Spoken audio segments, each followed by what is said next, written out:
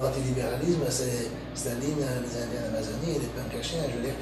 Je pense qu'on rêve davantage d'ordre nouveau que d'ordre ancien. Il s'agit. Non, l'expression n'est peut-être pas bien choisie, mais.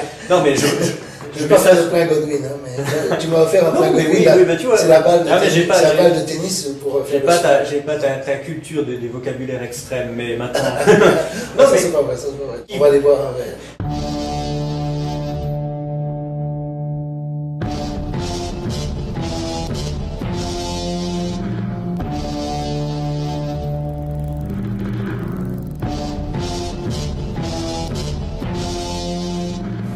Bonjour David. Bonjour Jean.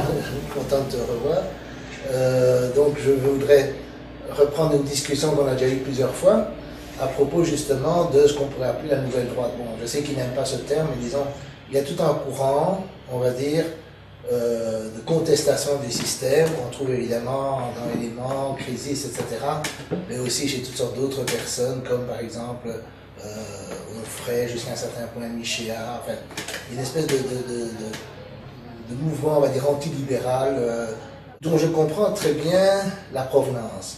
Parce que, après la chute du mur et après la disparition des idées socialistes dans la gauche est entièrement devenue, on va dire, a totalement abandonné en réalité le problème socio-économique et n'a même pas de pensée socio-économique, elle s'en remet à l'Europe essentiellement pour ça. Par contre, elle a occupé le terrain intellectuel, des universités, des maisons d'édition, les écoles, etc.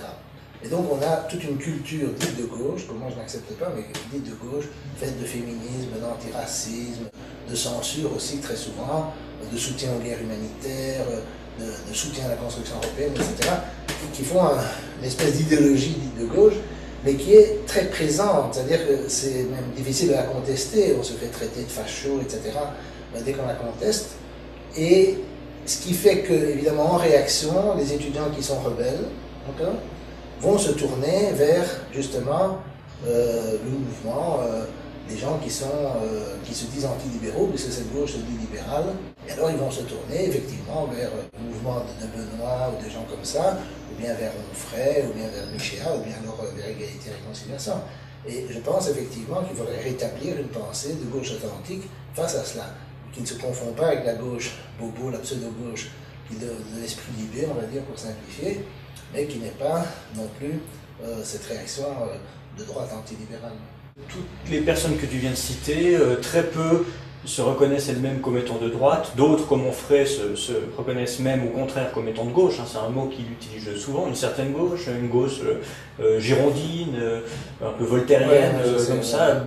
Comme tu le dis, il y a un côté non pas tant réactionnaire que réactif, au sens d'une réaction à quelque chose, à un pouvoir. J'aime pas réduire ce genre de litige à des cas générationnels, mais il y a quand même un petit peu de ça, parce que comme tu le dis, ce sont des jeunes qui réagissent à un certain politiquement correct, ou par autre chose, ou par l'inverse. Bon, l'inverse c'est un piège, parce que c'est une manière de se caricaturer aussi soi-même et de faire exactement ce que le système veut que nous fassions, c'est-à-dire de nous discréditer en tombant dans un extrême indéfendable. Mais je pense pas que ce soit le cas des gens dont tu parles. Ce serait le cas, par exemple, de gens qui tomberaient dans le néonazisme, par réaction, en disant, on nous dit que c'est le mal absolu, donc, alors là, évidemment, mais là, on est dans un tout autre... Non, mais ça je suis tout à fait contre la réduction à Hitlerum. Non, mais cette réaction existe aussi. Et je pense qu'elle est aussi naturelle. Je pense que les gens à Charlottesville qui mettent des drapeaux, il y en a quelques-uns qui mettent des drapeaux nazis, je pense qu'ils ne savent pas ce que c'est que le nazisme, et ils le font par réaction, parce qu'on leur a dit, on leur a dit, voilà, ça c'est le mal absolu, donc évidemment,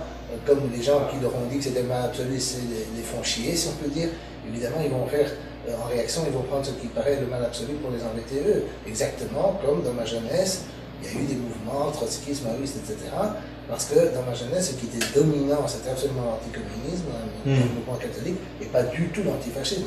Le fascisme était vu, en tout cas en Espagne, au Portugal, etc., où il existait ce qu'on appelait des États fascistes, c'était vu avec beaucoup de sympathie. On faisait apprendre des textes de Salazar à l'école, le dictateur portugais, positivement, évidemment. Le monde catholique, c'était vu, évidemment, comme des gens qui défendaient la doctrine de l'Église.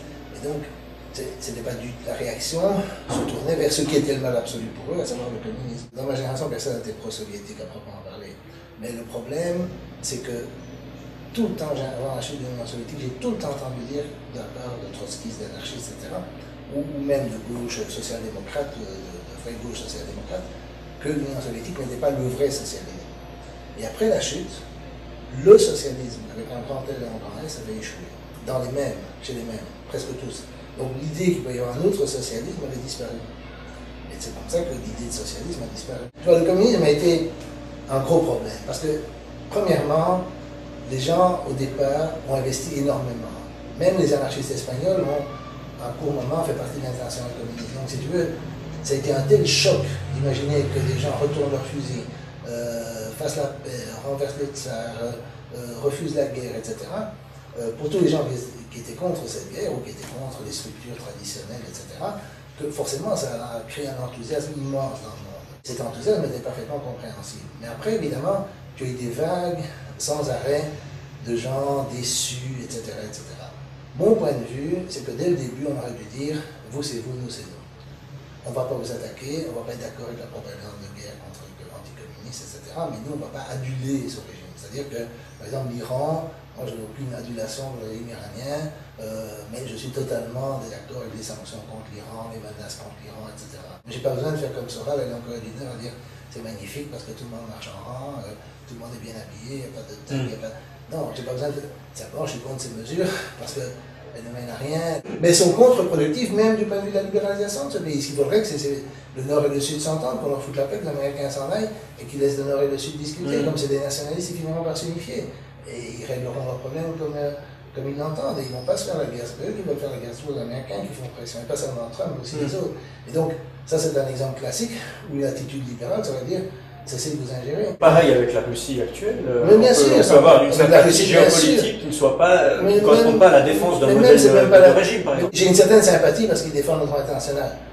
Mais oui, dans le cadre j'ai pas besoin d'aimer, on a des non-alignés, on a des lignes de fracture. Oui, mais le nouveau dans les anti-libéraux, il y a des gens qui admirent la Russie parce qu'elle retourne à ses racines tsaristes, ses racines orthodoxes. Alors ça, c'est un tout autre. Et ça, c'est quelque chose dans lequel moi j'en ai pas plus de sympathie que j'en ai pour l'époque stalinien. Tu considères les pays selon un point de vue extérieur de politique internationale, c'est-à-dire quel rapport entretiennent ces pays avec les autres dans le cas. C'est autre chose. Tu n'es pas obligé d'avoir un jugement sur l'interne pour avoir un jugement sur l'externe. Non, puis surtout ça me paraît délicat d'avoir un jugement sur l'interne dont tu n'y vis pas. Ça c'est ce qu'on a reproché à beaucoup de sympathisants communistes qui ont idéalisé la structure soviétique.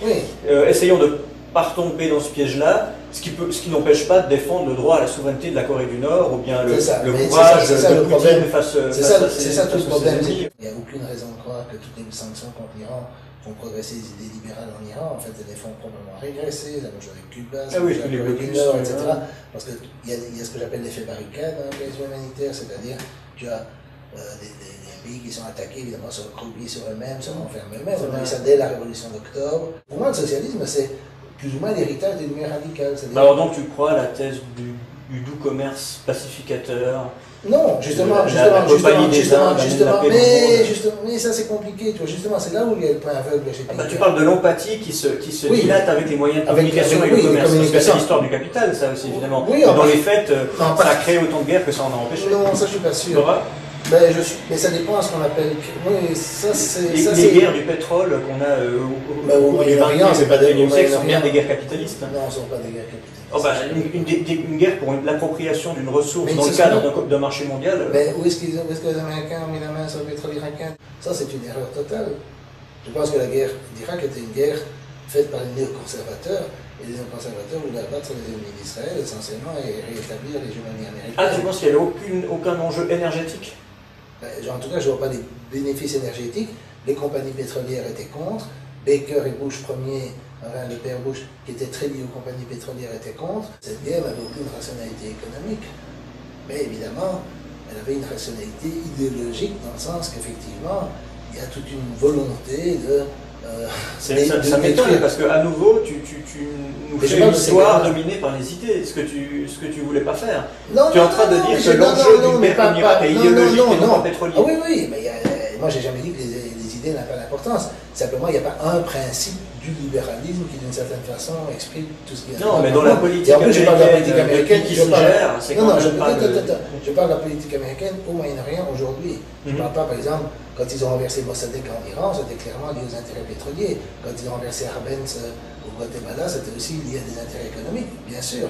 Allende, c'est pareil. L'hostilité au Venezuela, c'est pareil. Mais ces guerres au Moyen-Orient récentes sont liées à la volonté d'hégémonie d'Israël, ça je pense. C'est plus de la géostratégie que de l'idéologie, parce que finalement... Non, mais c'est pas de la géostratégie américaine, c'est ça le truc. C'est que les Américains s'en rendent compte de plus en plus.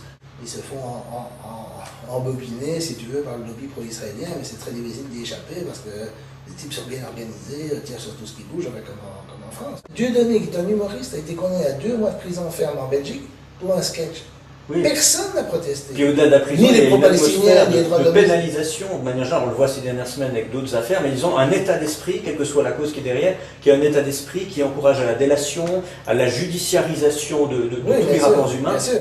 C'est pas dans l'esprit du libéralisme de nouveau. De nouveau, on a ce conflit, si tu veux, sur ce qu'est une société libérale. Oui. Moi, je connais des libéraux de droite, qui sont des gens de droite au point de vue économique et tout ça, mais qui sont sincères dans leur libéralisme en matière de liberté d'expression et qui sont tout à fait choqués par ces mesures liberticides. Charlie Hebdo, ils crachaient surtout dans le temps, et maintenant ils sont des défenseurs du pouvoir, en crachant de façon sélective sur les musulmans et un peu sur les catholiques. Bon, ça a été recréé, et ça c'est vrai, mais le Charlie Hebdo de Cabana et le Charlie Hebdo actuel sont totalement différents, parce que l'un est devenu légitime, il n'y a personne qui va te regarder de travers si tu dis Charlie Hebdo, etc. Mais si tu disais Charlie Hebdo dans les années 70, c'était mal vu. Tu vois, à la fin des années 60, le gouvernement gaulliste a interdit un film de Rivette qui s'appelait La République de Rivette. Oui, mais c'était eux qui étaient anti-libéraux à l'époque, toute la gauche était contre. Je veux dire, la gauche maintenant soutient la censure au nom de la lutte soi-disant surtout contre l'antisémitisme, une grosse partie de la gauche, mais dans le temps, historiquement, à l'époque de la guerre d'Algérie, ils étaient contre la censure. Il y a eu ce souffle libéral en 68, d'une certaine façon. Je ne parle pas des maoïstes et des trotskistes, je parle de l'atmosphère générale de libération par rapport au carcan de la vieille société cléricale, religieuse, etc., qui était très très prégnante. C'est ça ce qui s'est passé d'essentiel en 68, ce qu'on appelle la libération sexuelle, la libération des femmes, la libération des homosexuels, etc. Tout ça s'est fait contre des choses extrêmement... Mais tu as quand même une acception très extensive du terme de libéralisme, en parlant de tout ça et en le mettant dans le même panier. Cette démocratie dont tu parles, si c'est la forme politique du libéralisme, non seulement je suis démocrate, mais d'un point de vue français, je serais même ultra-démocrate. Ce qui ne fait pas de moi un libéral, je pense. Par démocratie, c'est à la fois sur le plan structurel le recours au peuple dans une prise de décision politique, mais c'est aussi un état d'esprit de concertation. Comment se fait la concertation s'il n'y a pas de liberté d'expression? Mais bien sûr, mais ça en fait partie. Mais d'où vient l'idée, par exemple, de la souveraineté populaire, si ce n'est pas des penseurs des Lumières? Ces penseurs étaient libéraux d'une certaine façon. Tu vois, le problème c'est que le libéralisme, déjà, je ne sais pas si tu connais le livre de Jonathan Israël de Lumière radicale, mais... Tu m'en as déjà parlé, ouais. Oui, mais c'est très important de comprendre que même à l'intérieur des Lumières, tu avais une différence entre des gens qui étaient radicalement athées, matérialistes, démocrates, qui voulaient supprimer un marché absolu, etc. Où tu vas trouver des gens comme Spinoza, Diderot, Dolbach, etc.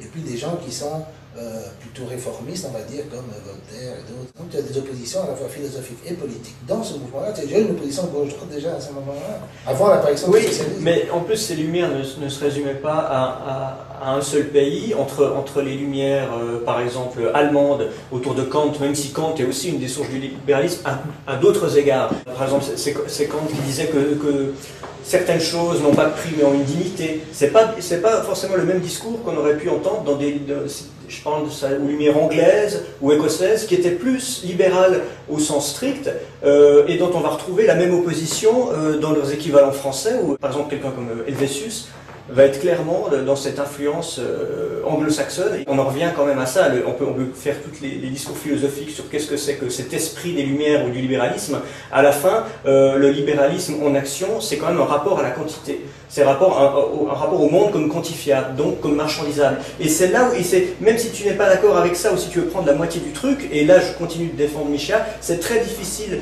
de dissocier l'un et l'autre, parce que l'un comprend l'autre en puissance, et en général avec le temps la puissance devient l'acte. Et ça c'est pas des idées pures, c'est des choses qui apparaissent tout seul. Je suis pas d'accord avec ça, parce que de nouveau le mouvement socialiste, pour moi, et particulièrement dans la version anarchiste, a essayé de regrouper ce qu'il y avait de meilleur dans le socialisme et dans le libéralisme. Parce que les anarchistes, ils ont lutté pour les droits des femmes, parce que c'est très bien de se moquer des bobos, etc. Mais Russell, par exemple, il raconte comment il dit, il n'a jamais rencontré autant d'hostilité, même pendant la Première Guerre mondiale, quand il était opposé à la guerre, qu'en 1907, quand il manifestait avec sa femme pour le suffrage des femmes. À l'époque, c'était tout à fait scandaleux. Il se faisait jeter des œufs pourris, lancer des rats contre les manifestantes, et certaines manifestantes qui étaient dans la conspiration contre les féministes, des femmes, faisaient semblant d'être épouvantées pour humilier encore plus leur propre sexe. Il y a des cartes postales, par exemple, du début du XXe siècle, où tu vois des anarchistes, hommes, faire la vaisselle. Ce sont des femmes. Bon, peut-être que les hommes ne font pas toujours beaucoup la vaisselle, mais on ne se moque plus des anarchistes en disant qu'ils risquent de faire la vaisselle. À l'époque, c'était un sujet de moquerie pour les anarchistes. Si je prends, par exemple, la dépénalisation de l'homosexualité entre adultes consentants, c'était pénalisé dans la plupart des pays, pas en Belgique apparemment, mais c'était en Angleterre. Qui a légalisé, si on veut, c'est Wilson, qui était le dernier gouvernement réellement travailliste dans les années 60. En France, a été dépénalisé sous Mitterrand. Il y a une époque où le progrès social allait de pair avec le progrès, on va dire, dans l'émancipation ou les questions de mœurs, etc. Dans la gauche classique, dans la gauche dont moi je me revendique, les deux vont ensemble. C'est-à-dire qu'effectivement, tu ne veux pas de discrimination, tu ne veux pas de racisme, tu veux donner des droits égaux aux hommes et aux femmes, et des salaires égaux, etc. Mais là, toutes ces choses-là n'étaient pas données, elles n'existaient pas dans le temps. Tu vois, la gauche, et par exemple, la gauche classique, si tu veux, évidemment, elle se battait aussi pour l'avortement, la contraception, etc., ce qui n'était pas donné. Et les gens qui étaient anarchistes étaient à l'avant-garde de ce mouvement en général. Mais là où le démocrate que je suis n'est pas tout à fait d'accord avec le libéral que tu es, et c'est pour ça que pour moi ce n'est pas synonyme, un exemple aussi progressiste, on peut le dire philosophiquement, c'est le droit de vote des femmes en Suisse, qui est arrivé assez tard à l'échelle européenne, voire à l'échelle mondiale selon certains pays. On sait par exemple que c'est arrivé après la Turquie. Mais ce qui est intéressant, et c'est pour ça qu'en Suisse, c'est quelque chose de particulièrement solide que cet acquis-là, c'est qu'il a été, c'est une décision qui a été prise au suffrage universel, donc suffrage des hommes forcément, mais pour la dernière fois, mais suffrage universel. Alors le fait de nous dire telle idée libérale, tel progrès est arrivé par la volonté d'une autorité supérieure, d'un chef ou d'un rapport de force. Est-ce que c'est libéral ou est-ce que ça ne l'est pas? Mon point de vue démocrate, c'est qu'un acquis est vraiment acquis quand il y a une consultation populaire. Mes références, c'est Athènes, c'est la Commune de Paris ou c'est la Suisse confédérale. Évidemment, quand il s'agit que les hommes décident du droit de vote des femmes, je suis d'accord que c'est peut-être mieux s'ils finissent par l'accepter, mais non, s'ils le refusent, c'est pas pour ça que c'est légitime. Ah bah il y a eu des refus, des secteurs qui sont mécontents. Je sais, je connais l'histoire du droit de vote des femmes en Suisse. Voilà, et c'est un exemple. Je te parlais de gouvernement démocratique, je parlais de gouvernement élu avec une majorité parlementaire. Oui, il y a de démocratie que directe, après... Non, ça je suis pas tout à fait d'accord. C'est parce que tu viens d'un pays où il y a un roi. Non. Là, ça c'est en dessous de la ceinture. Oui, c'est une vanne. Parce que je n'ai pas de goût particulier pour la monarchie. La monarchie, comme ça, la monarchie est de plus en plus constitutionnelle, de plus en plus formelle. Le droit de vote des femmes, il a été acquis en France à la Libération, après la guerre. Oui, en plus, lié. Oui, mais c'est lié à la guerre. Est-ce que si on avait fait un vote à l'époque? Puis en Allemagne, c'est après la Première Guerre mondiale, si je ne me trompe pas. Non, mais le droit de vote masculin, le droit de vote universel masculin, c'est après la Première Guerre mondiale. Oui. C'était lié à la Révolution russe, évidemment. C'est lié aussi au fait que les femmes ont été mises au travail un peu par nécessité suite à la mobilisation des hommes. Il y a eu un rapport entre les deux. Oui, ça c'est vrai. Toutes ces questions-là, toutes ces attitudes, tous ces préjugés aussi sur les femmes, etc., régressent. La violence, non mais il y a beaucoup de choses. Non, mais c'est important de voir que ça c'est quand même en partie, et c'est là où il y a le problème chez lui, en partie l'héritage des Lumières et de l'esprit des Lumières, de l'universalisme. De l'humanisme peut-être, tout simplement, parce que cette histoire... Oui, mais l'humanisme, il se porte pas très bien quand tu vois tous les nationalismes, tous les régionalismes, toutes les religions plus de sérieux, je ne parle pas du christianisme moderne, les religions qui sont sérieuses, elles vont dire, voilà, il y a un texte sacré, si tu regardes les religieux, ils vont dire, non, c'est dans mon texte que c'est écrit, et non, le vôtre, c'est pas le bon, etc. Oui, d'accord, mais tu parles des nationalistes et des régionalistes, je ne vois pas en quoi tout ça n'est pas compatible avec la tradition humaniste. Moi, je me considère comme patriote et humaniste, ça ne me rend pas schizophrène, bien au contraire. Non, mais toi, mais... Ah, oui. Il y en a des bons.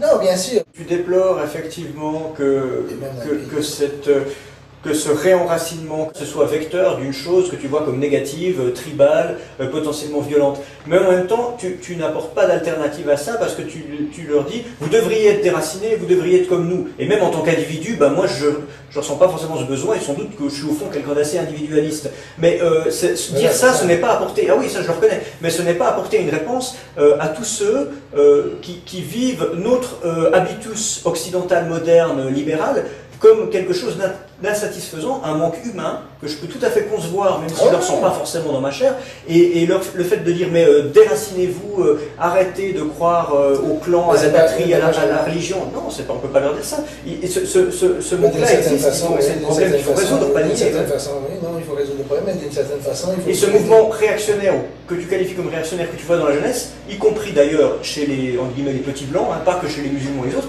il ne vient pas de nulle part, il y a aussi quelque chose qui peut prendre la forme d'une nostalgie. Il y a une différence entre, bon, on va prendre les djihadistes si tu veux, mais aussi prendre les soldats israéliens à un territoire occupé, il y a une différence entre ça et des gens qui aiment bien aller boire un vin blanc près d'un lac en Suisse, que je vois parfois sur ma page Facebook, je veux dire, et qui trouvent ça sympathique de voir des costumes et des fêtes folkloriques remontant des batailles, je ne sais pas qui sont passées, je ne sais combien de temps. Ça, évidemment, ça c'est des trucs comme les matchs de foot, comme toutes sortes de trucs qui sont relativement inoffensifs. Enraciner, déraciner, moi je dis pas aux gens de se déraciner, je dis simplement d'avoir une considération, d'essayer d'avoir un esprit universaliste. Ça c'est autre chose. Oui, mais c'est une idée fondamentalement ici des Lumières, c'était pas vrai que les adversaires des Lumières pensaient comme ça, c'était contre cela, c'était contre l'universalisme. De ce point de vue, je suis pour l'universalisme, je suis pour le déracinement. Cette violence n'est pas une réaction à ce déracinement imposé, sans prendre parti en sa faveur, mais le déracinement imposé, il n'est pas... Mais en quoi est-ce qu'il est imposé? Déplacement de population, non-assimilation, choc de civilisation. Oui, mais le déplacement de population, ok. Je dis pas que c'est nous qui l'avons fait, hein, mais seulement c'est un fait. Je pense justement que ceci est une erreur qu'on trouve dans les idées, on va dire, proches de Michel, etc. C'est l'idée que notre monde est dominé par le libéralisme. D'une certaine façon, le libéralisme a gagné, mais c'est pas du tout vrai. Tu vois des régressions. Tu le vois aussi dans les mouvements catholiques, en Pologne, en Hongrie, etc. Et évidemment, il y a des hauts et des bas. Tu connais sans doute la dialectique des Lumières, même si c'est pas très lisible, de Horkheimer. Pour moi, c'est tout à fait faux. Le nazisme n'est pas le fruit des Lumières, mais le fruit de la victoire contre les Lumières de la révolution conservatrice allemande, qui était anti-Lumière du début à la fin. Et évidemment, c'était une défaite des Lumières. Surtout, les Lumières n'ont pas gagné comme ça pour les siècles et des siècles. Et une nouvelle défaite est très possible. Le problème, par rapport à la vaste galaxie des Lumières, comme je dis, il y a toutes sortes de tendances. Le libéralisme à l'américaine, qui est une idéologie dominante dans l'IB, dans la Repubblica, dans le País, dans le Guardian, etc., dans les journaux, on va dire, de la pensée libérale de gauche européenne, mais qui est bien importée des États-Unis. Cette idéologie-là, moi je l'ai vue quand j'ai été aux États-Unis en 78, c'était très frappant parce que je venais d'une Europe où la gauche était quand même communiste ou socialiste, où par exemple les travailleurs étaient considérés comme un agent de progrès, etc. Et quand j'arrivais là, c'était évidemment ceux qui étaient progressistes, ceux qui étaient bien, c'était les intellectuels, les universitaires. Les universitaires libéraux, et tout le peuple, c'était ceux que Clinton a appelés, ce qui a peut-être mené à sa chute, les déplorables. Donc, elle dit les électeurs de Trump, c'est les déplorables, des racistes, des sexistes, des homophobes, des antisémites, etc. Et donc mais ça, c'est l'idéologie. Donc, c'est une idéologie de classe. Les gens qui ne sont rien, comme dirait Macron. C'est ça. Et pas de la bourgeoisie en tant que telle, mais de la petite bourgeoisie intellectuelle qui, comme Marx l'explique, sert d'intermédiaire d'une certaine façon, et qui sont d'une certaine façon la prêtrise séculière, qui sont les fournisseurs de l'idéologie du système, et qui restent quand même un système. Mais aux États-Unis, est-ce que c'est pas un peu ce qu'on appelle les liberals, justement? Ça se recoupe un peu. Bien sûr, mais ce libéralisme-là n'épuise pas la pensée, si tu veux, issue des Lumières. Elle n'a rien à voir avec les Lumières radicales. Et encore une fois, elle n'a rien à voir avec le socialisme du 19e siècle, qui pour moi est un héritier des Lumières et de ce qu'on appelle alors libéralisme. Ce libéralisme-là, il est antilibéral dans ce sens qu'effectivement il est antidémocratique, il est élitiste, il présente une caste de gens comme étant sortis de la crise de Jupiter. J'ai toujours été en conflit avec eux, enfin en conflit, je devais vivre avec eux, j'ai travaillé pendant des années aux États-Unis et je connais bien mes collègues et je vois très bien que l'élection de Trump, d'une certaine façon, les a humiliés, parce qu'évidemment ils sont à fond pour Hillary, mais ce qui les embête avec Trump, c'est que ça donne une mauvaise image de l'Amérique, alors qu'eux, évidemment, ils étaient certains d'être la classe idéologique dominante dans le pays qui dominait le monde.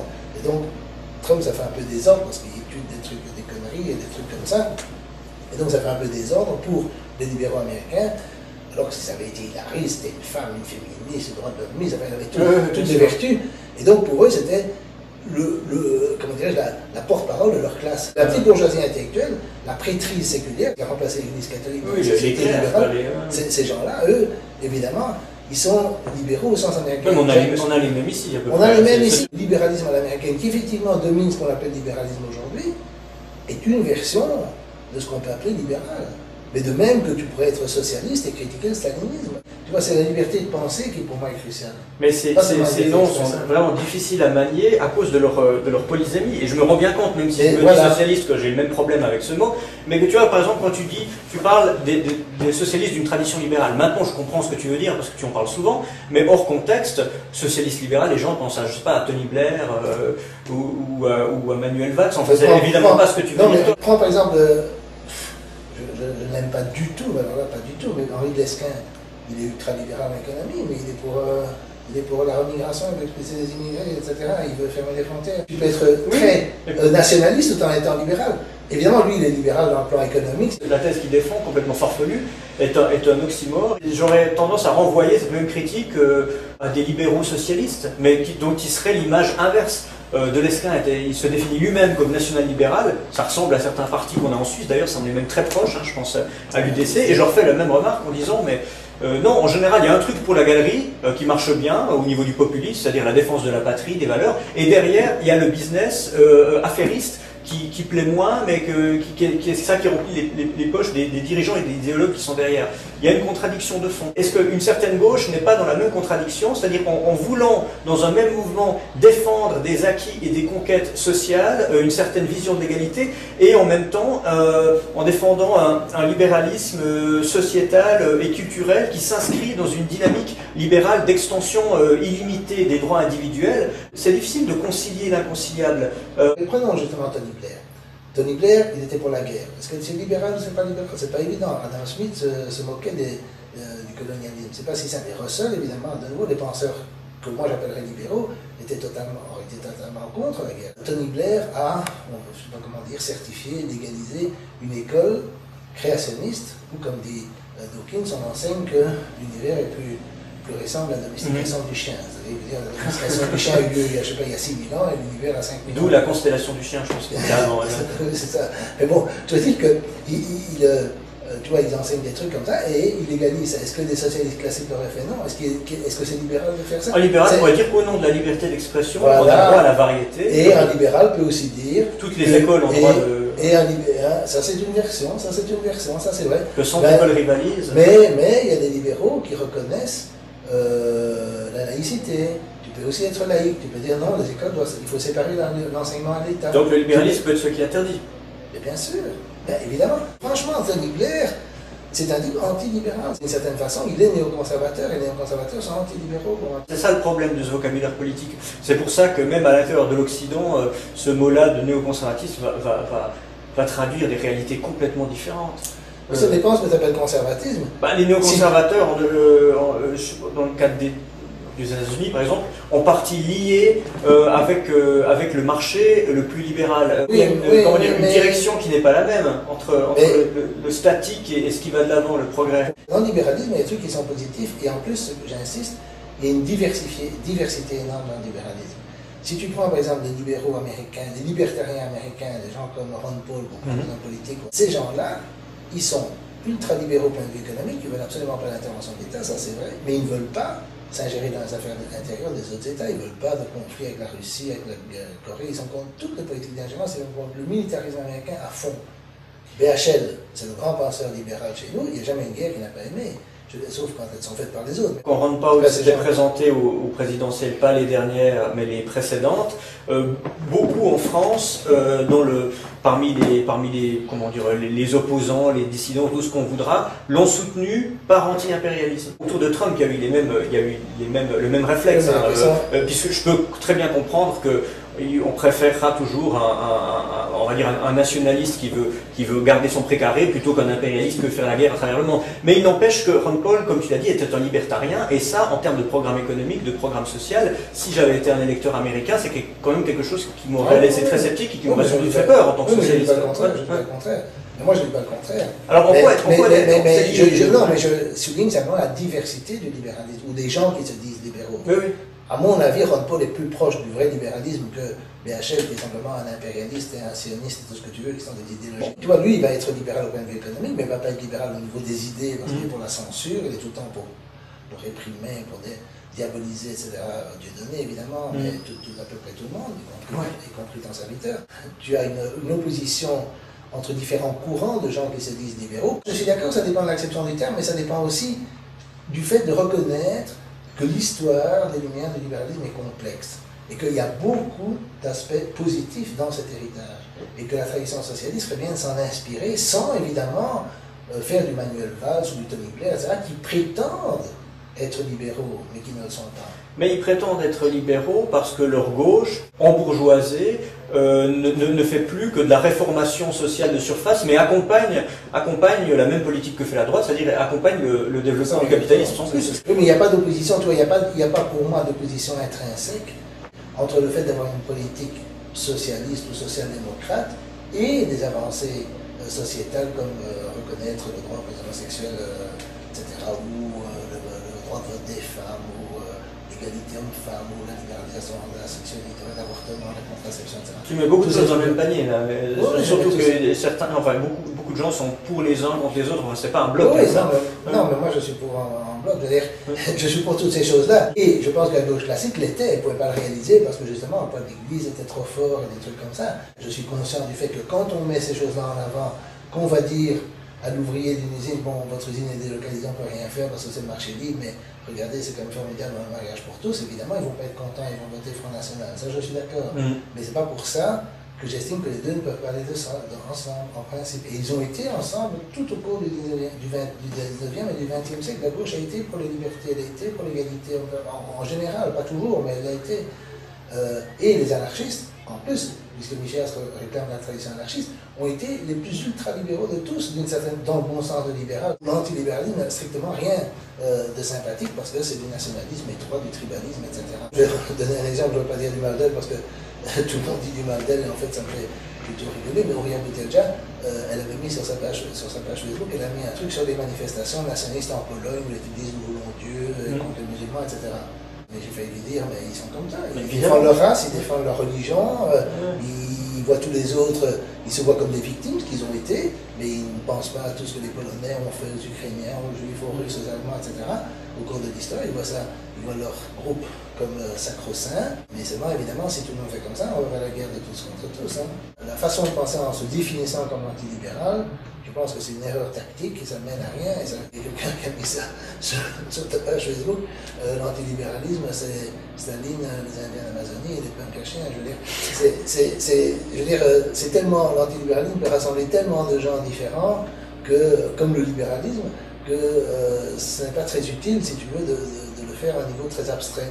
Il faut rentrer dans le concret, et moi, personnellement, je suis critique de tous les gens qui se disent libéraux, les libéraux de gauche en particulier, mais effectivement, je n'ai pas besoin de remonter aux Lumières, de dire tout a commencé à chavirer à partir de ce moment. Mais si l'antilibéralisme est une notion abstraite, alors forcément le libéralisme l'est aussi, et du coup il devient difficile à utiliser. C'est pour ça que je ne l'utilise pas, parce que je veux critiquer, si tu veux, cette gauche antilibérale qui s'oppose à la gauche libérale, mais qui ne rentre pas suffisamment dans le concret, et qui ne rentre pas dans une analyse concrète de la situation concrète, si tu veux, de savoir si dans ce qu'on critique dans le libéralisme, qu'est-ce qu'on critique? La liberté de penser, la liberté d'expression. Des gens comme Valls qui sont libéraux sont pour la censure. Alors évidemment, tu peux dire non, ils sont anti-libéraux.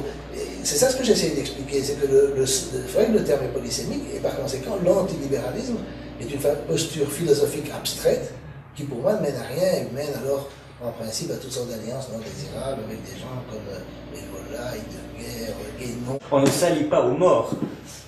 Non, ben ça je sais pas, parce que Marx aussi est mort, mais Bakounine aussi. On se rapproche de pensées, si tu veux, qui pour moi sont des espèces d'arcs réflexes de pensée de groupe, etc. Oui, après je sais pas exactement de qui tu parles, en l'occurrence, dans ces mouvements de réaction, parce que tu... Non, on parle d'éléments, pas d'éléments. D'accord, parce que il me semble que là aussi tu brasses large quand même quand tu parles de ça, donc je sais pas exactement de... Mais parce que je vois toujours la sympathie, si tu veux, dans les mêmes milieux pour Péguy, Oui. pour Léon Blois, pour Bernanos, tous ces gens-là. Et bon, évidemment, ces gens-là, je les ai un peu fréquentés quand j'étais catholique. Bon, ça m'a pas laissé un très bon souvenir, mais c'est un peu cette idée que tu as toujours ces gens qui sont, à certains égards, anti-modernes. Ça rejoint aussi la pensée écologique et la pensée dite de gauche. Je vais parfois sur le site d'égalité et réconciliation, je vois des trucs, j'ai l'impression de me trouver, enfin, pratiquement, j'ai l'impression de me trouver chez les écolos quand il s'agit des OGM ou d'autres innovations technologiques. Ipso facto, ils vont être contre, et les écolos, ipso facto, vont être contre sans même. Ça fait partie du domaine de l'anticapitalisme et de la critique du monde moderne, bien sûr. Non, oui, mais justement, le vrai anticapitalisme, c'est rester dans la modernité et dépasser le capitalisme. Oui. Marx parlait explicitement dans le manifeste du socialisme féodal. Le socialisme féodal, c'est les gens qui critiquent le capitalisme d'un point de vue pré-capitaliste. Ce qu'on trouve dans la révolution conservatrice, effectivement, en partie. Et c'est ça. Et ça, je pense qu'il faut effectivement se mettre en garde contre ça, parce qu'on peut se retrouver exactement comme, comment dirais-je, Junger, tu parlais de Junger. Junger, que je ne connais pas bien, mais il était, tu vois, il a été officier, il était à l'avant-garde dans la guerre de 14, puis il a été un héros de la révolution conservatrice, qui a mené quand même idéologiquement, qui a préparé les esprits au nazisme. Alors il n'a pas aimé le nazisme, ça c'est vrai, non je sais, il n'a pas aimé le nazisme, et puis après il est devenu un anarchiste, aristocratique, etc., mais il n'avait pas le choix. Qu'est-ce que tu veux? Après la guerre de 14, il y avait cette volonté de revanche à laquelle il a participé, après la guerre de 45, c'était fini, il n'y a plus rien. Donc il pouvait soit se reconvertir complètement dans le libéralisme américain qui domine l'Allemagne, ou bien alors prendre cette posture, tu vois, d'individualiste, anarchiste, etc., élitiste, mais il n'avait pas le choix, et avec des guerres non plus, il n'avait pas le choix, il n'avait plus le choix. Et donc tu peux te trouver dans une situation où, en préparant l'esprit, en luttant contre la modernité, le libéralisme, etc., tu vas te retrouver avec des ozos à Varsovie qui disent nous voulons Dieu, etc., etc. Et ça c'est un danger, c'est un sérieux danger. Et c'est analogue au nazisme. C'est pas du nazisme, hein. Ce serait un retour à l'Europe telle qu'elle était peut-être avant la guerre de 14 ou même dans les années 50, où elle était dominée par l'Église, etc. Ça paraît impossible aujourd'hui, mais je vois qu'en Pologne, en Hongrie, c'est ce qui est en train de se passer. Donc moi, je pense effectivement que tout en évitant la diabolisation, les hurlements antifascistes et tous ces trucs-là, il faut consciemment, patiemment défendre les idées progressistes, les idées des Lumières, mais les défendre aussi contre l'establishment qui les utilise en les défendant. C'est une question de hiérarchie des risques. Je pense que ce risque de retour de bâton réactionnaire me fait quand même un peu moins peur que les risques inhérents à la mondialisation capitaliste telle qu'on les vit depuis un certain temps et qui mettent vraiment l'humanité en danger. Donc j'aurais tendance à dire que dans ma hiérarchie des risques, je ne les mettrai pas au même niveau. Quand tu dis que ça mène l'humanité à une catastrophe, je t'ai envoyé un texte que j'ai écrit un certain temps qui s'appelle Progrès du monde et déclin de l'Occident. Je pense que les progrès économiques, matériels, en termes de nombre de calories, en termes d'éducation, en termes de niveau de vie, etc., de mortalité infantile, etc., dans l'ensemble du monde, du tiers-monde, si tu veux, y compris en Afrique, sont assez spectaculaires, contrairement à ce qu'on dit tout le temps. Et donc, c'est pas que l'humanité va vers un désastre, ça c'est très discutable. Par contre, je pense qu'il y a une crise de l'Occident. L'Occident a été, l'Europe particulièrement, mais après les États-Unis ont essayé de reprendre le flambeau après la guerre, a été dominant au niveau mondial, pas seulement économiquement, mais aussi militairement, et aussi symboliquement, psychologiquement, etc. Ça a créé une mentalité, si tu veux, où on pense, et on pense encore avec l'idéologie des droits de l'homme, qu'on est supérieur, qu'on est meilleur que tout le monde, etc. Et ça, c'est une erreur absolue, parce que on perd du terrain par rapport à la Chine. Maintenant, les Chinois font des ordinateurs, super ordinateurs plus puissants que ceux des Américains, évidemment des Européens, qui ne sont nulle part. Je veux dire, un jour, on va devoir leur vendre du fromage suisse en échange de technologie, et ça ne va pas être un échange très très favorable. Donc je pense que le problème de l'Occident, effectivement, est lié au fait que nous dépendons, nous faisons encore produire énormément de choses dans les pays du tiers-monde, important les matières premières, etc., etc., mais nous ne dominons plus le monde comme on le dominait à l'époque coloniale. On est plus dépendant du reste du monde qu'à l'époque coloniale, mais on le contrôle beaucoup moins.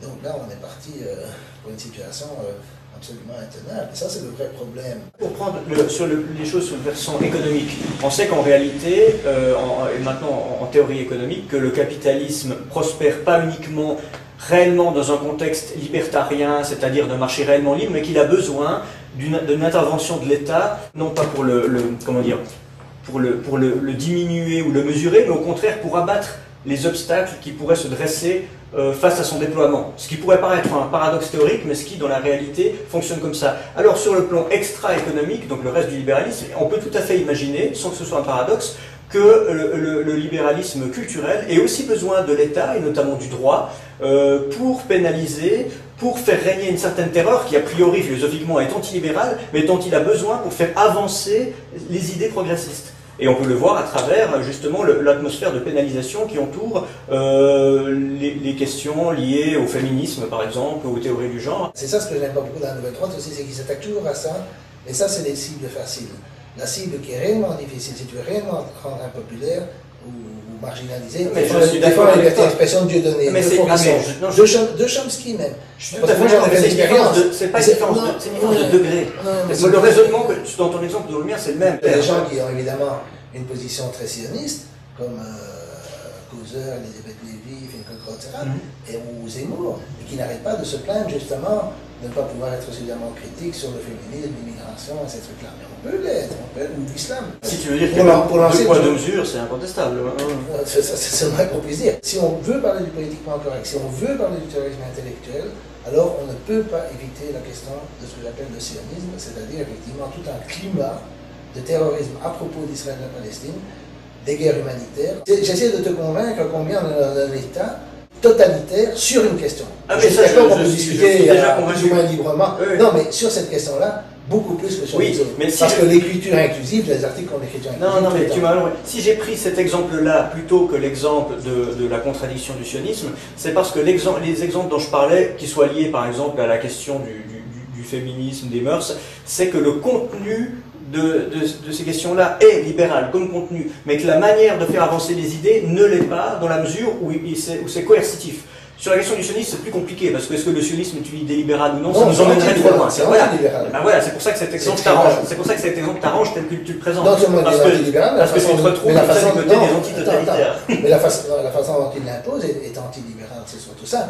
Maintenant que certaines idées libérales sont imposées par des arguments, des éléments de rationalité. C'est ce paradoxe. Oui, mais je ne suis pas d'accord que libéralisme et démocratie sont inconciliables, il y a une tension. Moi, je suis effectivement pour la volonté de la majorité, mais à condition qu'il puisse y avoir un débat. Moi, je ne sais pas s'il est souhaitable de les concilier, en fait, déjà. Je ne cherche pas forcément... Mais moi, je n'ai pas envie non plus d'avoir la dictature de la majorité. La dictature de la majorité, ça peut ne pas être très joli, parce qu'il ne faut pas oublier que des régimes comme les régimes fascistes étaient probablement très populaires à une certaine époque, pas quand on regardait la guerre. Il y a quand même eu beaucoup une tradition de putsch, de prise de pouvoir et d'hommes providentiels. C'est pas forcément ce que j'appelle la démocratie. Non, mais je pense que si tu avais fait des élections en Allemagne en 1938, Hitler aurait gagné en Allemagne. Avec des c'est une hypothèse, ça, on n'en sait absolument rien. C'est possible. Non, je sais. Enfin bon, ça c'est spéculatif. Mais je veux dire par là que la démocratie, tu vois, qu'elle soit représentative ou directe, sans égalité des armes, pour avoir des débats équitables, est une farce. Or aujourd'hui, à cause de la monopolisation des médias, c'est une farce. Là, c'est une question cruciale, et c'est la raison précisément pour laquelle j'ai l'impression que la démocratie véritable, si elle devrait advenir hors du cadre libéral au sens où je l'entends. Je reprends l'exemple de la Suisse, qui à mon avis structurellement est une démocratie tout à fait avancée, beaucoup plus avancée que beaucoup de pays qui nous... Dans la mesure où on a ce suffrage universel, le droit référendaire d'initiative que je défends, et même que je défends à l'étranger sans vouloir l'imposer à quiconque. Mais en même temps, nous sommes un pays économiquement libéral, alors bon, je précise économiquement, où il y a de grandes inégalités de moyens parmi les gens qui veulent s'exprimer, s'ils ne sont pas constitués en partis, en organisation, partis qui eux-mêmes sont économiquement très inégaux, ce qui fait que cette démocratie structurellement intéressante, dans les faits, tend à ressembler malheureusement à une plutocratie. Et là, je veux plutôt employer le terme de capitalisme que de libéralisme, parce que ce sera peut-être plus clair, mais je pense malheureusement que le capitalisme et la démocratie directe, en tout cas, donc la démocratie tout court finalement, ne font pas bon ménage, et c'est pour ça que je continue d'avoir cet idéal, même si c'est peut-être une utopie, d'une démocratie socialiste qui signifierait une démocratie où il y a vraiment une égalité des chances dans l'expression.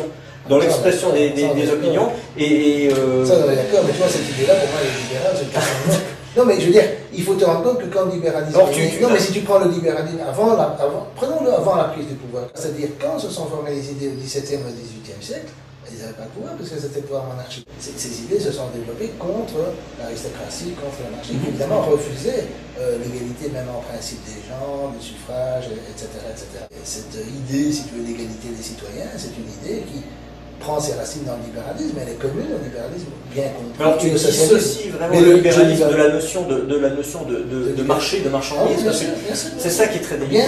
Bien sûr, ça c'est l'erreur.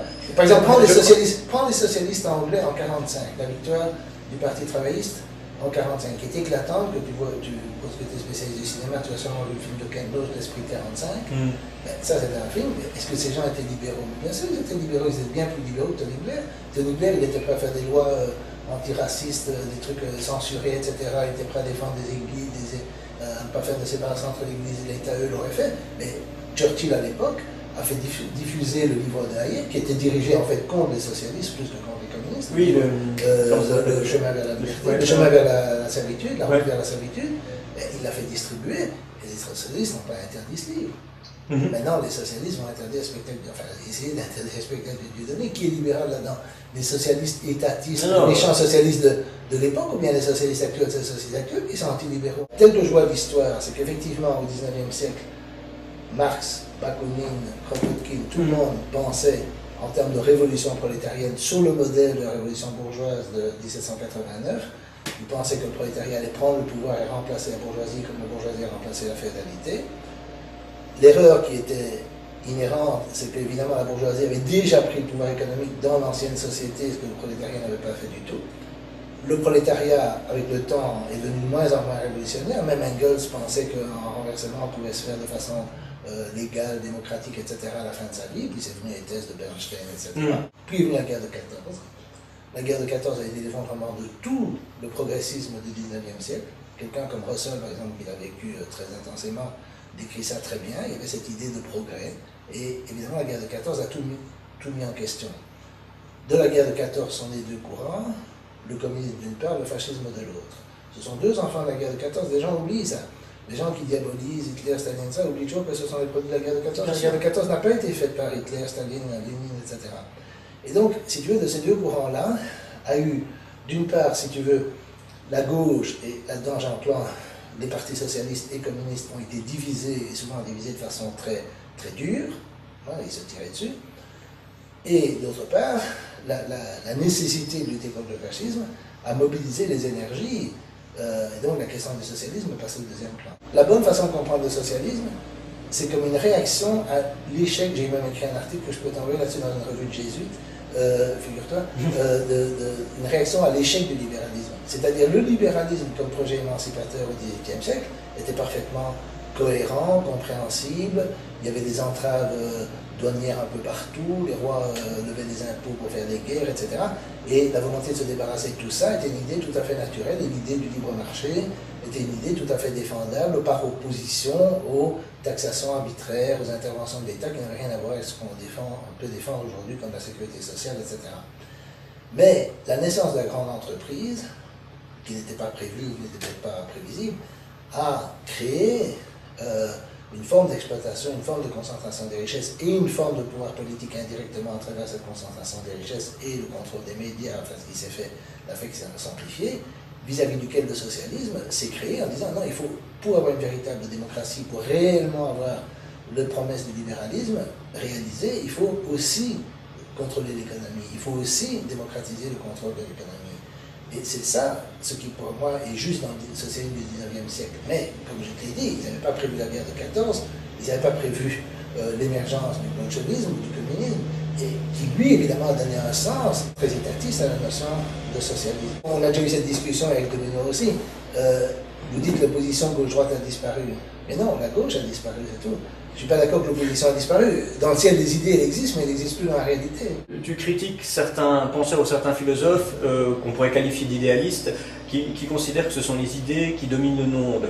Et je suis d'accord avec cette critique, mais là tu viens de dire que la gauche et la droite existent dans le ciel des idées. Mais ça ne signifie rien, parce que la gauche et la droite ne s'inscrivent que dans une dialectique. Non, mais ça c'est vrai. Il y a des historiques qui, en l'occurrence, n'est pas celle du présent. Ça existait, ça a une cohérence, ça n'a plus. Oui. Bien sûr, mais si tu veux, c'est comme un peu, je dirais, les sentiments républicains. Il a fallu du temps pour que certaines idées reviennent à l'avant, parce qu'avec l'échec de la Révolution française, le Directoire, les Thermidoriens, Napoléon, puis la Restauration, ça a été un échec total d'une certaine façon la Révolution française, seulement les idées sont revenues. J'ai une grande crainte que les politiques actuelles, qui sont, alors là, libérales au point de vue économique, et là je suis tout à fait d'accord pour le critiquer, annihilent justement le libéralisme politique et culturel que je défends et ramènent l'humanité à un stade de tribalisme. Ça, c'est ce que je crains. C'est ce qui se passe évidemment dans une partie du monde juif et musulman, parce qu'il y a énormément de tribalisme chez les C'est ce qui se passe aussi quand on communautarise les gens, et ça va contre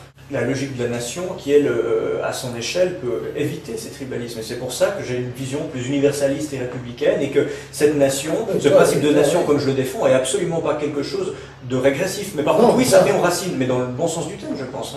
Oui, en tout cas, sous nos latitudes. Oui, mais moi, je pense que, personnellement, si l'Europe était possible démocratiquement, si les gens acceptaient de payer les uns pour les autres, les Allemands pour les Grecs, etc., moi je serais pour. Mais comme je pense que ce n'est pas possible, en tout cas à l'époque actuelle, je pense que la construction européenne est nécessairement bureaucratique, et c'est dans ce sens-là que je suis contre, parce qu'elle est nécessairement antidémocratique. Dans l'état actuel des choses, les États-nations existent, et si les gens peuvent s'identifier à leur État-nation, c'est déjà bien, n'espérons pas que des Finlandais... je sais que tu défends en général dans tous les dossiers internationaux la souveraineté des nations. Oui, on pourrait dire la souveraineté européenne. C'est pas un truc, voilà, mais c'est pas un truc abstrait. Ça doit être lié aussi comment dire, oui, bien sûr, à l'identification que les gens se font à cette nation.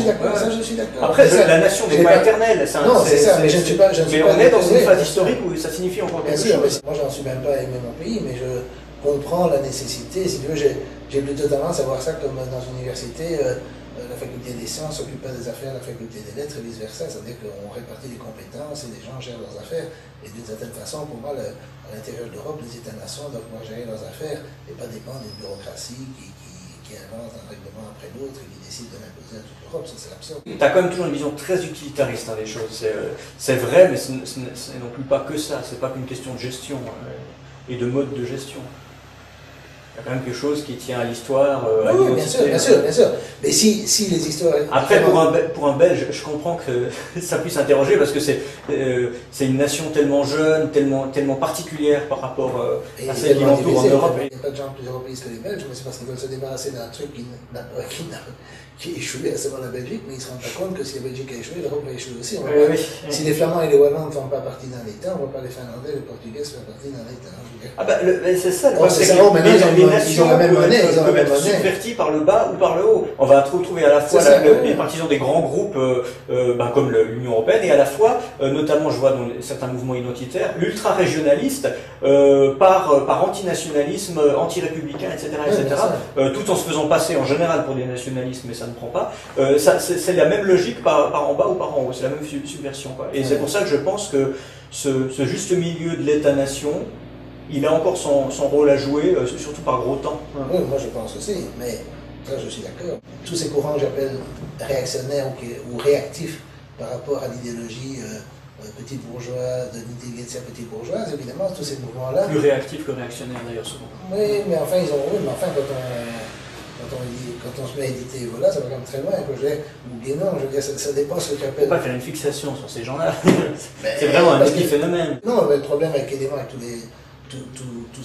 ces mouvements, c'est que je ne sais jamais ce qu'ils feraient s'ils étaient au pouvoir, qu'est-ce qu'ils auraient comme gouvernement. Ces mouvements réactifs partent dans tous les sens, il y a des mouvements très chrétiens, il y a des gens qui sont païens, il y a des gens qui sont pour le paganisme, comme Alain Benoît, il y a des monarchistes, il y a des gens de toutes sortes dans ces mouvements réactifs. Alors évidemment, quel est le socle commun? Je ne pense pas qu'en cas de révolution, tous ces gens-là soient amenés à gouverner ensemble. Il y a très peu de chances que ça... Il y a très peu de chances que ça mène à un mouvement révolutionnaire de masse aussi. Sauf effectivement si ça se cristallise sur une idéologie nationaliste, religieuse, comme c'est le cas en Israël, comme c'est le cas en Pologne, comme c'est le cas en Hongrie. Pour moi, ces pays ne sont pas très différents, même si on aime bien les opposer, ou dans certains milieux américains. Et ça, je trouve que c'est un danger, comme l'islamisme. Et c'est certainement quelque chose dont on doit être conscient et qu'on ne doit pas encourager par réaction, parce que ces gens sont en réaction et ce qu'on n'aime pas, c'est-à-dire l'idéologie libée. Je suis d'accord que l'idéologie libée est dominante aujourd'hui, et c'est ça qu'il faut combattre. Mais je dis qu'on peut la combattre à partir, c'est ça l'important, d'un socle qui est celui des Lumières et libéralisme bien compris. C'est ça, tu vois, c'est ça la grande différence entre nous. Finalement, j'ai envie de vous demander, Jean Bricmont, votre anticapitalisme, il se fonde sur quoi?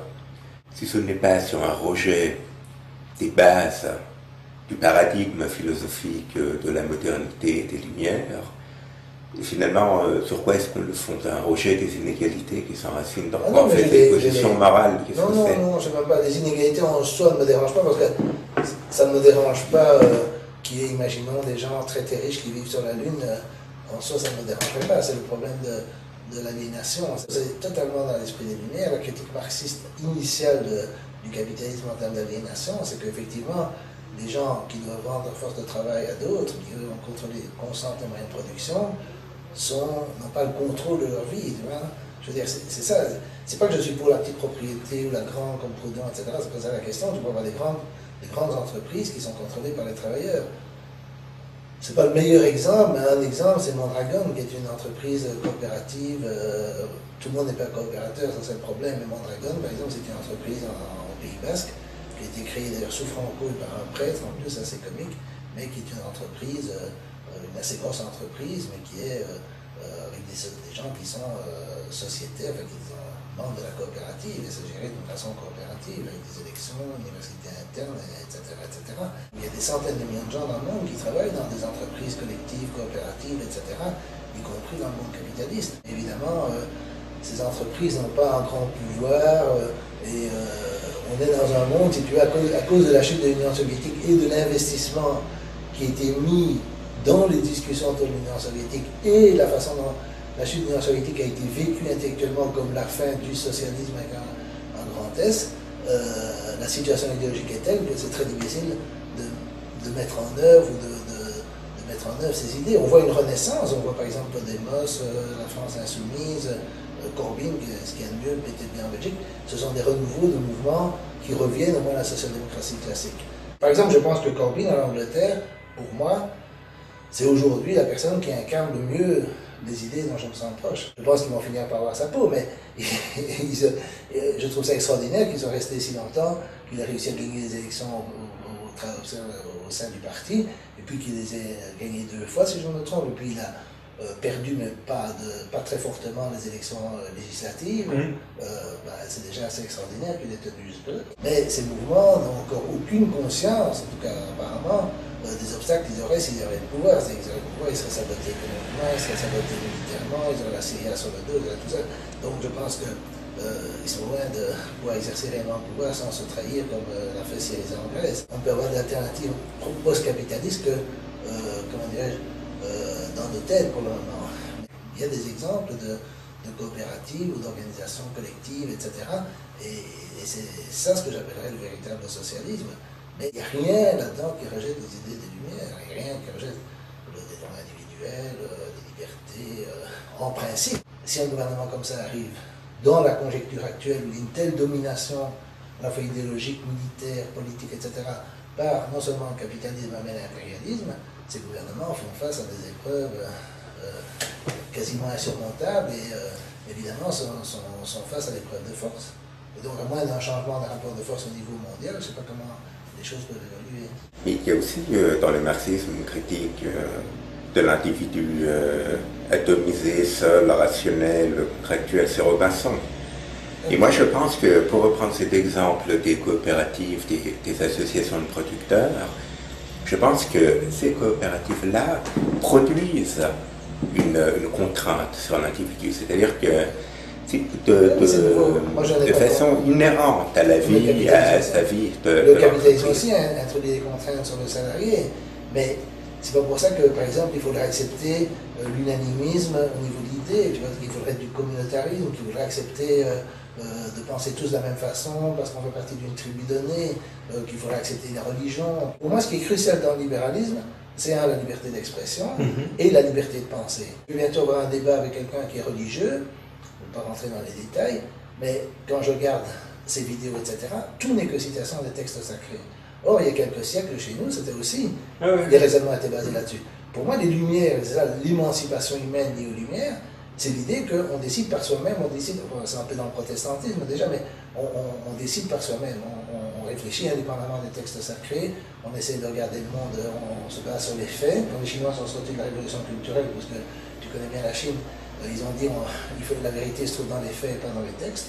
Chez les marxistes, on a eu des périodes avec les staliniens, les maoïstes ou les trotskistes même, où on est revenu à des citations de textes. Ah oui, tu le sais très bien. Je reviens à cette question de générationnel parce que je pense qu'on est quand même déterminé par la conjoncture dans laquelle on a grandi et si aujourd'hui on n'a pas un renouveau du gauchisme contestataire mais plutôt d'autres formes de dissidence que toi tu situerais à droite mais je pense qu'eux ne le feraient pas forcément, les choses arrivent parce qu'elles ont une raison d'arriver quand même, sans vouloir sombrer là aussi dans l'ultra-déterminisme, mais si tu te retrouves pas forcément dans ce discours ou qu'eux ne se retrouvent pas dans le tien, moi je dirais qu'eux se retrouvent à moitié dans le tien mais dans la partie qui nous rassemble et pas dans celle qui nous oppose, il y a des raisons. Parce que cette réaction n'est pas inévitable.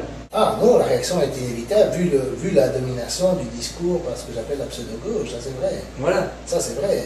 Oui, bien sûr. Oui, mais tu peux dire ça de la réaction. Alors tu peux dire ça de la réaction en 68 face au catholicisme, au conservatisme, même au gaullisme. Je veux dire, il y avait une pensée très conservatrice et alors évidemment il y a eu une réaction qui a mené alors à ce qu'on appelait le gauchisme.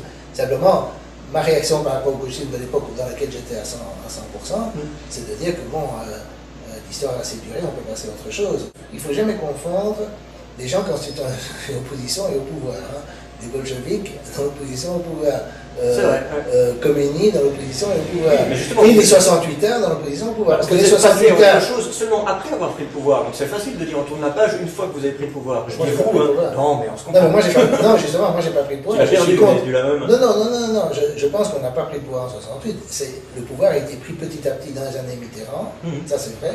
Mais ça voudrait dire qu'on pourrait être dans une parenthèse historique durant laquelle ces notions de gauche et de droite ne font plus tellement sens, mais pourraient revenir dans un avenir plus ou moins lointain, ça on le saura que a posteriori. Mais en même temps, ces notions n'existent pas depuis toujours, elles n'existeront pas toujours. Moi je pense qu'il faut en faire le deuil et ensuite si ça revient dans un siècle ou deux, ça ne nous concernera plus tellement. Non, je pense pas que c'est dans un siècle ou deux.